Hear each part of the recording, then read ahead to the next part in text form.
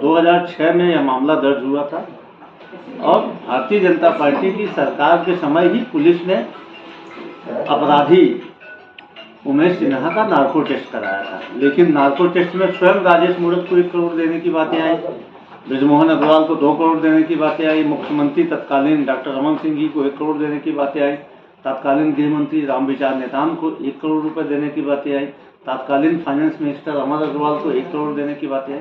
तो इधर उधर की बातें करने के बजाय जो टेस्ट हुआ था, पॉलीग्राफी टेस्ट हुआ था, नार्को टेस्ट हुआ था, उसमें स्पष्ट तौर पे अपराधी ने इन लोगों को पैसा देना, एडिडास के लाल, काले और नीले बैग में 1-1 लाख करोड़ रुपए इनके घर में पहुंचाने की स्वीकारोक्ति की है।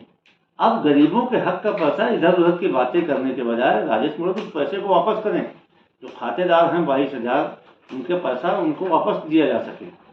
भारतीय जनता पार्टी की सरकार के संरक्षण में बड़ा घोटाला हुआ और उसके आधे से अधिक रकम तो भारतीय जनता पार्टी के नेताओं ने अपने रसूख के कारण हड़प लिया था। अब अदालत के फैसले के बाद न्याय की एक नई आस जगी है। निश्चित तौर पे जो भी घूसखोर थे और जो भी इसमें गबनखोर थे, सारे के सारे जेल की सलाखों के पीछे जाएंगे। राजेश मूर्त भी नहीं बचने वाले। चुनावी वर्ष में जब 6 महीना बची है तब उनको ये घटना याद आ रही है। वास्तव में हो ये रहा है कि जनता अब भूपेश सरकार से पूछने लगी है कि कोल घोटाले में जो लोग अंदर हुए वो कौन लोग हैं जिसके समर्थन में आप खड़े हो। शराब घोटाले में जनता पूछने लगी कि आपके प्रिय महापौर की वो जो भाई है वो कौन है जिसके समर्थन में आप खड़े हो।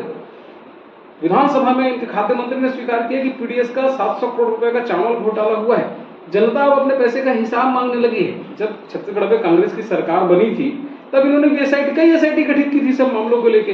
एक कभी रिजल्ट आया क्या? वास्तव में 4.5 वर्ष में कांग्रेस सरकार सारे प्रयास करके एक भी मामला छत्तीसगढ़ के भारतीय जनता पार्टी के एक भी नेता के खिलाफ नहीं लगा पाई और बौखला गई है। और एक बार जब कांग्रेस एक उंगली भाजपा की तरफ उठाती है तो बाकी उंगलियां उनकी खुद की तरफ होती है। उस समय के जितने भी डायरेक्टर मंडल के सदस्य थे ये कांग्रेसी और उनके परिजन लोग थे। जितने लोगों ने लोन लिया आम जनता के पैसे का वो कांग्रेसी ही थे। एक बार ठीक से अगर जांच हो जाएगी ना तो पूरी कांग्रेस में बचे कुछ लोग लपेटे में आ जाएंगे। और ये चुनावी वर्ष में ये जो लोगों का ध्यान भटकाने के लिए जो नाटक करना कर रही है कांग्रेस, जनता अब इसको समझती है। मैं फिर कह रहा हूँ ना, 4.5 वर्ष में इनकी सरकार है। यही मामला तो इन्होंने एक्सप्रेस वे पे कहा था कि घोटाला हुआ है। भाई फाइल आपके पास है, हर घोटाला जो आप घोटाला करें उसकी फाइल आपके पास है, अधिकारी आपके पास है। 4.5 वर्ष में आपने किया क्या और अचानक ये मामला कैसे निकला? वास्तव में तो जनता जो घोटाले लगातार उजागर हो रहे हैं इससे कांग्रेसी फंसते जा रहे हैं और जनता का ध्यान भटकाने के लिए ऐसे कई प्रपंच कर रहे हैं। इंदिरा प्रियदर्शनी महिला नागरिक सहकारी बैंक का घोटाला 2 अगस्त 2006 को सामने आया जब बैंक में लिक्विडिटी खत्म हो गई। उसके लिए लंबा संघर्ष चला, लगातार आंदोलन हुए। आंदोलनों के बाद डायरेक्टरों की गिरफ्तारी हुई, सहकारिता विभाग के कुछ अधिकारियों की गिरफ्तारी हुई, चार्टर्ड अकाउंटेंट की गिरफ्तारी हुई और बहुत से लोग जो उसमें उस घोटाले में संलिप्त थे उन सब की गिरफ्तारियां हुई, लेकिन वो सब जमानत पर बाहर।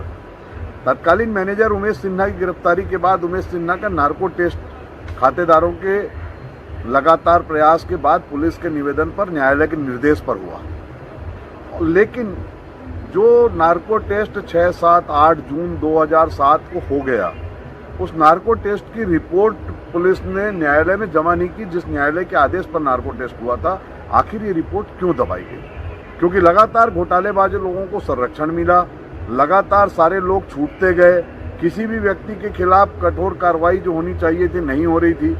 नार्को टेस्ट की जब सीडी सार्वजनिक हुई, उस सार्वजनिक सीडी में जिस तरह से नाम आया कि तत्कालीन मुख्यमंत्री डॉक्टर रमन सिंह, मंत्री ब्रिजमोहन अग्रवाल, मंत्री राजेश मूर्त, मंत्री रामविचार नेताम इत्यादि जो सभी सम्मानित जनों के नाम उसमें आए, तब इस बात को लोगों ने महसूस किया कि कहीं ना कहीं इंदिरा प्रियदर्शनी बैंक घोटाले को जो है संरक्षण देने का काम राजनीतिज्ञों ने किया है। इसीलिए ये पूरा घोटाला दबा रहा, खातेदारों के साथ अन्याय हुआ। लगभग 22,000 खातेदार प्रभावित हुए थे। इसमें से 20,000 कुछ खातेदारों का भुगतान भी हुआ है, लेकिन वो भुगतान सरकार के प्रयास से नहीं हुआ है।